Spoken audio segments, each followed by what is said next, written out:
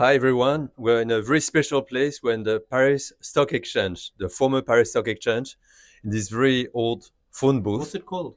It's called the Palais Brognard here Caledonia. in Paris, and Right. I think it's a very nice place. Of course, very traditional, and we're here to talk about the metaverse, and we're here to talk about the new Web3 Founders podcast. So here with me today is Ronit Ghose, the host of the Web3 podcast, and Ronit is head of digital assets and fintech at Citi.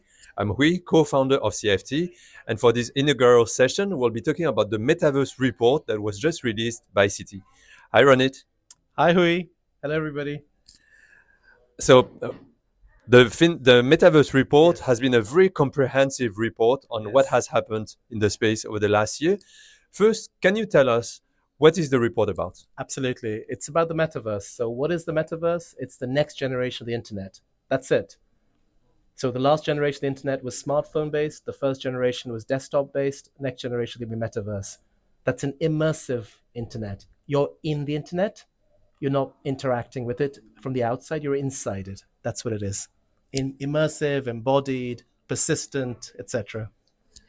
And what struck me when I read the report Yeah. was the size of this market. You Yes. put a few numbers on the Yes. potential size of the market. Yeah. Can you elaborate a bit more about this? Sure, sure. I thought you'd be saying the size of the report, but also the size of the market. Yeah. So we estimated that the market would be as much as 5 billion users by 2030 and a TAM of around $10 trillion. Obviously, there's a lot of assumptions and inputs into those numbers. So have a look at the report for more. How did you find those numbers, and how do you think that Yeah. it can realistically reach this kind of level? Yeah. So what we said was that in the broader definition of the metaverse, anyone with a smartphone will be able to access it. In a narrow definition, you'll need AR or VR headsets. And in that narrower definition, you're talking about maybe a billion users. We did some detailed modeling around AR, VR headset usage. The broader definition, we said smartphones. So there'll be probably about 7 billion smartphone users by the end of this decade.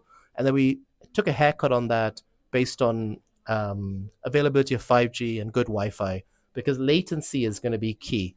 The ability to have very quick, very super fast access to the internet. So that's how we got to the 5 billion number. Thanks a lot. And I know that for a lot of people in the audience, Mm. some people would have the view that the metaverse, Yeah, is the next generation of the internet. yeah, Some others also think that it's just a big bubble and there's yeah, nothing behind it. yeah. What's your view on this after having done this research? Sure, absolutely. Like all innovation, like all change, there will be a bubble. When the railways came, there was a massive bubble. Most railway companies went out of business. Same happened the first generation of the internet, the dot-com bust. So yes, there is bubbly behavior going on. There will be failures, but that's just innovation and change. We think this is real and has great use cases, and that's how we think it's real, because this isn't just about gaming. Gaming is going to be really important in the first phase of the metaverse, but as you move through the next few years, the big use cases, the really profound use cases, will be social, education, health. Imagine instead of doing Zoom for school or like this, you could actually be in the science. If you're in a science experiment or you're studying a piece of history. So we're in Paris today. So maybe the French Revolution is too bloody, but imagine you're studying the French Revolution. You get transported. You're there in the bathtub with Robespierre. How cool would that be? Or scary? Great. And so those are some examples of Yeah, the use cases. yeah. Any very clear big use cases that you have started to see? Today you get ProtoMetaverse, and those are like games. Many of our children, or maybe you do already, Roblox, Minecraft. So you can say ProtoMetaverse. So you're going to see that over the next 4 years, the application will be built out, and so also the hardware. Great. And let's finish with a very important question, especially with the research from Citi, which is what about money? And what Yes. is money in the Yeah. metaverse? So money in the metaverse will either be based on tokens, so particularly in what's called the open metaverse, a blockchain-based metaverse, then you're going to be looking at tokens. So that could be decentralized tokens like cryptocurrencies or centralized like CBDCs. It's also likely, particularly in the early years, that a lot of the metaverse will be what's called a closed metaverse. So the existing big platform companies are going to basically drive it. You know the names. We use them today for accessing the internet.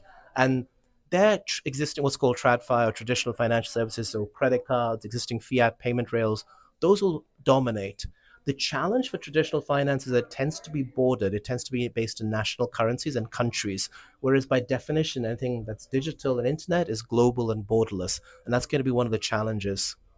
Great, thanks a lot. And let's finish with a question for the audience, which is now for anyone who's listening to us, who's watching this, why should they care? Why would you care about the metaverse? Sure.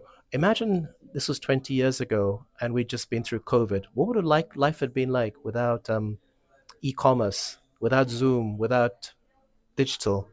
Metaverse is simply the next generation of the internet. So if you can live today without digital, great. But if you're living in digital like we all are, Metaverse is simply the next iteration. That's why it matters. Thanks a lot, Ronit. So that was the inaugural session of the Web3 founders. This week, I was the host. From next week, Ronit will be the host.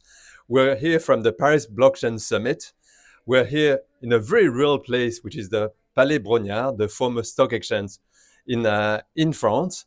But from next week, we will be in a very different place. Ronit, what will it be about? Absolutely. I'll be zooming probably every fortnight from Dubai, which is emerging as the Web3 capital, and looking forward to interviewing not just Dubai based, but global founders in Web3 and blockchain, crypto, and so on. And looking forward to this collaboration with CFTE. Thanks a lot, everyone. Thank you. Bye.